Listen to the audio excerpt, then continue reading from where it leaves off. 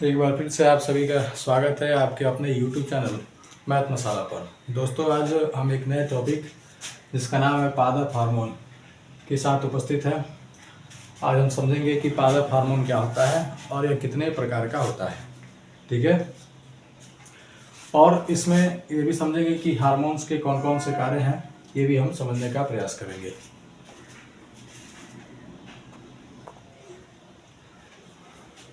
तो देखते हैं, ये जो हार्मोन होते हैं ये 5 प्रकार के होते हैं। ठीक है, उससे पहले पादप हार्मोन क्या होता है समझेंगे। देखिए, पादप हार्मोन पौधों की जैविक क्रियाओं के बीच नियंत्रण एवं समन्वय स्थापित करने वाले कार्बनिक पदार्थ को पादप हार्मोन कहते हैं। ठीक है, तो पादप हार्मोन क्या है?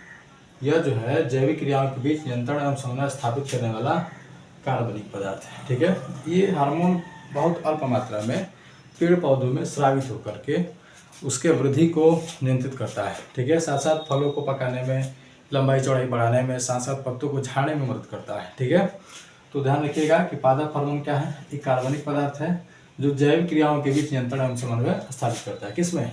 पेड़ पौधों में। ठीक है, पेड़ पौधे के हार्मोन को हम लोग पादप हार्मोन कहते हैं, यानी उसको फाइटो हार्मोन के नाम से भी जाना जाता है। ठीक है, देखिए, तो पादप हार्मोन यानी फाइटो हार्मोन जो है ये 5 प्रकार के होते हैं। ऐसे तो 2-4 और होते हैं, लेकिन मुख्य रूप से 5 ही होते हैं। ठीक है, एक का नाम है ऑक्सिन, दूसरे का नाम है जिबरेलिन्स, तीसरे का नाम है साइटोकाइनिन, और चौथे का नाम है एब्सिसिक, और पांचवे का नाम जो है 1 2 3 यहाँ हो जाएगा 4 और यहाँ हो जाएगा 5। ठीक है, तो चौथा हो गया एब्सिसिक और पांचवा हो गया एथिलीन। ठीक है, तो पादप हार्मोन मुख्य रूप से 5 प्रकार के होते हैं। आपको सबसे पहले काम यही करना होगा कि पादप हार्मोन का नाम याद करना होगा। ठीक है, कई बार एग्जाम में क्या होता है कि पादप हार्मोन से प्रश्न देगा।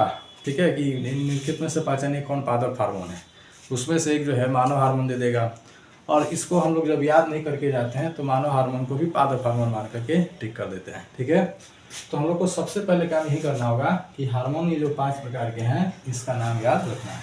ठीक है, तो पहला है ऑक्सिन, दूसरा है जिबरेलिन्स, तीसरा है साइटोकाइनिन, चौथा है एब्सिसिक और पांचवा है एथिलीन। ठीक है, आइए एक एक करके जो है इस हार्मोन के बारे में पढ़ेंगे। ये हार्मोन कहाँ पाया जाता है और इसका क्या काम है पेड़ पौधों में। ठीक है, तो ये ऑक्सिन जो है पौधे के शीर्ष भाग में संश्लेषित होता है। पेड़ पौधे का जो ऊपरी भाग होता है जिसको हम शीर्ष भाग कहते हैं उसमें संश्लेषित होता है।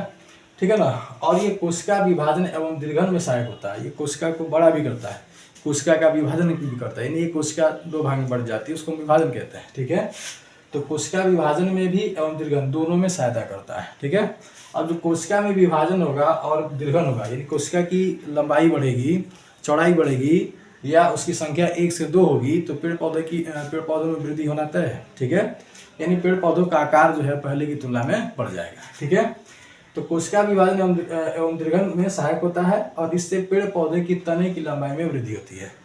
पेड़ पौधा का जो तना होता है उसकी लंबाई बढ़ जाती है, यानी पेड़ पौधे की लंबाई ही बढ़ जाती है। ठीक है, अब आता है यह बीज रहित फलों के उत्पादन में सहायक होता है। ठीक है, तो ध्यान रखिएगा कि यह बीज रहित जो भी फल होते हैं, बहुत सारे फल में बीज नहीं पाए जाते हैं, वैसे फलों के उत्पादन में ये ऑक्सिन सहायक होता है। ठीक है, तो ये कहाँ होगा? शीर्ष भाग में संश्लेषित होगा।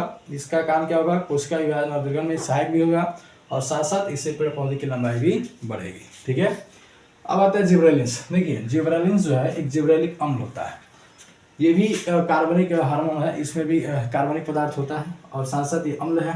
ठीक है, ये कोशिका विभाजन और दीर्घन दोनों में सहायक होता है। जो बात इसमें है वही बात लगभग इसमें है। ठीक है, इससे क्या होता है कि स्तंभ की लंबाई बढ़ती है। पेड़ पौधे का जो स्तंभ होता है, निचला टहनी होता है, उसको स्तंभ कहेंगे, उसकी लंबाई और चौड़ाई दोनों में वृद्धि होती है, यानी मोटाई में वृद्धि होती है। ठीक है, और बड़े आकार के फलों एवं फूलों के उत्पादन में सहायक होता है। यहाँ देखिएगा, ये कह रहा था बीज रहित फलों के उत्पादन में सहायक होगा, और ये कह रहा है बड़े आकार के जो फल फूल होंगे उसके उत्पादन में जिबरेलिन सहायक होता है। ठीक है, ध्यान रहेगा, ये अम्ल के रूप में पाया जाता है। ये कोशिका विभाजन और दीर्घन दोनों में सहायक होता है, और ये इससे जो स्तंभ की लंबाई और मोटाई में वृद्धि होती है। यहाँ मोटाई लिखना छूट गया है। बड़े आकार के फलों एवं फूलों के उत्पादन में सहायक होता है। ठीक है, तो ये जो है मुख्य बात जिबरेलिन्स का है। अब आता है साइटोकाइनिन। देखिए, साइटोकाइनिन के बारे में रखिएगा, ये बीजों के भ्रूणपोष जड़ में संश्लेषित होता है। भ्रूणपोष यानी बीजों का जो भ्रूणपोष होता है, बीज अंदर का भाग होता है, ठीक है ना, उसे भ्रूणपोष कहते हैं, उसमें और जड़ों में संश्लेषित होता है। ठीक है, तो इसके संश्लेषण से क्या होता है कि कोशिका द्रव के विभाजन में सहायक होता है, यानी कोशिका द्रव बढ़ जाता है, 2-3 भाग में बढ़ जाता है। ठीक है, और इससे क्या होता है कि जीर्णता रुकता है, यानी पेड़ पौधे जो है ना लंबे समय तक खड़े रहते हैं, जल्दी सूखते नहीं है, खराब नहीं होते हैं। ठीक है, ध्यान रहेगा। तो ये कहाँ संश्लेषित होगा? जड़ों में होगा और बीजों में होगा। ठीक है, इससे क्या होगा कि कोशिका विभाजन होगा। ठीक है, कोशिका द्रव का विभाजन होगा और साथ साथ पेड़ पौधे की जीर्णता को रोकता है। ठीक है, काम इसका यही है कि जीर्णता को रोकता है, जिससे पौधे जो है लंबे समय तक, ठीक है ना, वो हरे भरे रहते हैं। ठीक है, लंबे समय तक हरे भरे रहते हैं और पेड़ पौधे जो है सूखते नहीं है। यहाँ कुछ छोटा है, जीर्णता को रोकता है, लंबे समय तक पेड़ पौधे जो है हरा भरा रहता है, छोटा नहीं है, लंबे समय तक पेड़ पौधे हरे भरे रहते हैं।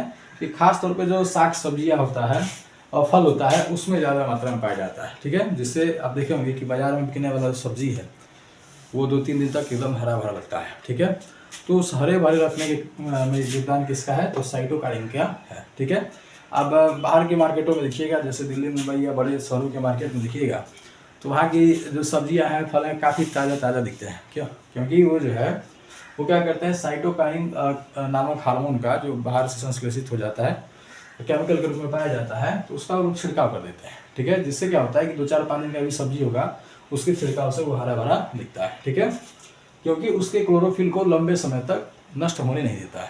ठीक है, जब तक क्लोरोफिल नष्ट नहीं होगा तब तक पेड़ पौधे सूखते नहीं हैं, हरे भरे दिखाई देते हैं। ठीक है, तो साइटोकाइनिन कहाँ होगा? भ्रूण में होगा, भ्रूणपोष में होगा, जड़ों में होगा। ठीक है, में संश्लेषित होगा और इसका जो काम होगा मुख्य रूप से कोशिका द्रव का विभाजन करना है और पेड़ पौधों को लंबे समय तक हरे भरे रखना है। ठीक है, सबसे ज़्यादा फल फूल में पाया जाएगा, सब्जियों में पाया जाएगा। ठीक है, उसके बाद देखेंगे MCC। देखिए, ये तीनों हार्मोन जो हम लोग पढ़े थे, ये लगभग पेड़ पौधों में वृद्धि कर रहा है। पेड़ पौधों में वृद्धि कर रहा है, चाहे वो किसी प्रकार का वृद्धि हो, यानी वृद्धि कर रहा है। पेड़ पौधे की लंबाई बढ़ा रहा है, कोई चौड़ाई बढ़ा रहा है। ठीक है, कोई पेड़ पौधों को हरा भरा कर रहा है। तो इस तीनों को वृद्धि नियंत्रक हार्मोन कहा जाता है। ऑक्सिन को, जिबरेलिन्स को और साइटोकाइनिन को वृद्धि नियंत्रक हार्मोन कहा जाता है, यानी पेड़ पौधों को जीवित रखने में, लंबाई चौड़ाई बढ़ाने में, हरे भरे रखने में मदद करते हैं, इसलिए इसको वृद्धि नियंत्रक कहा जाएगा। लेकिन यहाँ जो एब्सिसिक एसिड है, इसको विलेन कहा जाए। ठीक है, ये पेड़ पौधों के लिए विलेन के जैसा है। ठीक है, ये तीनों के काम को ये क्या करता है? उलट देता है। ठीक है, एब्सिसिक जो है ये तीनों के काम को उलट देता है। ये क्या करता है कि वृद्धि रोधक हार्मोन है, ये पेड़ पौधे की लंबाई को, चौड़ाई को रोक देता है, उसका विभाजन ही नहीं होने देगा, दीर्घन ही नहीं होने देगा, तो पेड़ पौधा का लंबाई चौड़ाई कैसे बढ़ेगा? ठीक है, तो इससे आप ध्यान रखिए कि एब्सिसिक एसिड जो है, इसको हम कहेंगे एब्सिसिक हार्मोन या एसिड भी है, ये वृद्धि रोधक है, वृद्धि रोधक है। ठीक है, तो ये एब्सिसिक एसिड को याद रखिएगा कि वृद्धि रोधक हार्मोन है। ठीक है, ये जो है ये अंकुरण, कोशिका के विभाजन और दीर्घन को भी रोक देता है। इसके छिड़काव से क्या होता है कि पेड़ पौधे के पत्ते जो है झड़ जाते हैं और अंततः पेड़ पौधा सूख जाता है, यानी मर जाता है। ठीक है, ध्यान रहेगा। अब आता है एथिलीन। देखिए, एथिलीन जो है ये गैस के रूप में पाया जाने वाला हार्मोन है। ठीक है, ये गैस के रूप में पाया जाने वाला हार्मोन है। ठीक है, और इसका मुख्य काम है फलों को पकाना। ठीक है, फलों को पकाना जो है इसका मुख्य काम है। देखे होंगे जब हम लोग कोई फल तोड़ते हैं पेड़ पौधे से, तो जहाँ डंठल से फल लगा होता है ना, जहाँ तोड़ते हैं तो वहाँ पे हल्का चिपचिपा पदार्थ निकलता है। ठीक है, उजला कलर का, तो वही है एथिलीन। वही क्या है? एथिलीन, जो पेड़ पौधों में गैस के रूप में स्रावित होता है। ठीक है, तो वो क्या करता है कि फलों को पकाने में मदद करता है। उसकी सहायता से जो फल पकते हैं ना, अच्छे से पकते हैं, सभी फल के सभी हिस्से बराबर पकते हैं, जिससे वो फल जो होता है मीठा होता है, ताज़ा होता है और खाने में स्वादिष्ट भी होता है। ठीक है, लेकिन मार्केट में अब एथिलीन की जगह पर एसिटिलीन का उपयोग किया जा रहा है। किसका? एसिटिलीन का। एसिटिलीन को हल्का सा पानी का छिड़काव कर दिया जाता है तो एक्टिव हो जाता है, वो अपर्याप्त मात्रा में ऊष्मा ऊर्जा जनरेट करता है, जिससे क्या होता है कि फल जो है आसानी से पक जाते होंगे। देखे होंगे आप लोग कि जो कच्चे फल तोड़े जाते हैं, कच्चे फल को तोड़ करके एक जगह स्टोर किया जाता है, स्टोर करके कार्बाइड आता है, कार्बाइड को उसमें डाल दिया जाता है। ठीक है, और कार्बाइड में जैसे हम लोग पानी छिड़कते हैं ना, तो एसिटिलीन में चेंज हो जाता है। ठीक है, एसिटिलीन गैस में चेंज हो जाता है और एसिटिलीन गैस में पर्याप्त मात्रा में ऊष्मा ऊर्जा होती है, जिससे क्या होता है कि फल पक करके तैयार हो जाता है। ठीक है, लेकिन उसका एक खामियाजा है कि वो फल जो है बहुत जल्द ही पक जाता है और ये एथिलीन जो है धीरे धीरे फल को पकाता है, जिससे वो बराबर पकता है।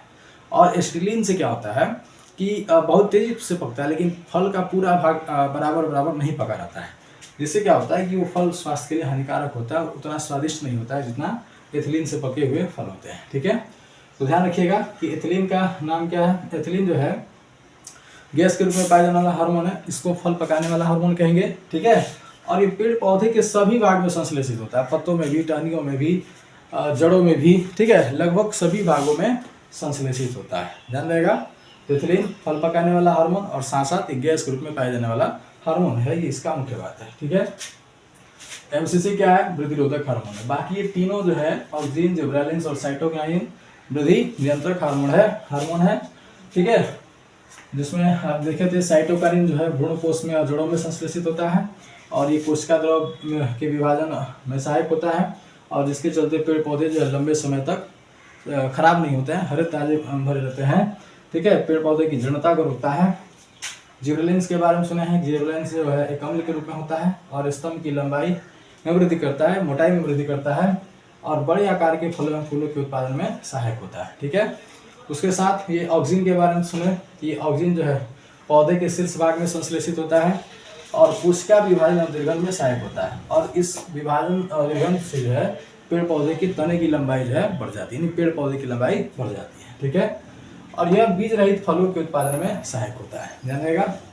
ठीक है, तो हार्मोन कितने प्रकार के, 5 प्रकार के। ठीक है, हार्मोन क्या है, तो पौधों की जैविक क्रियाओं के बीच नियंत्रण एवं समन्वय स्थापित करने वाले कार्बनिक पदार्थ को हार्मोन कहते हैं। ठीक है, बस हो गया। और ये अल्प मात्रा में स्रावित होता है और ये पेड़ पौधे की सारी गतिविधियों को नियंत्रित करता है। ठीक है, तो आज की वीडियो में बस इतना ही।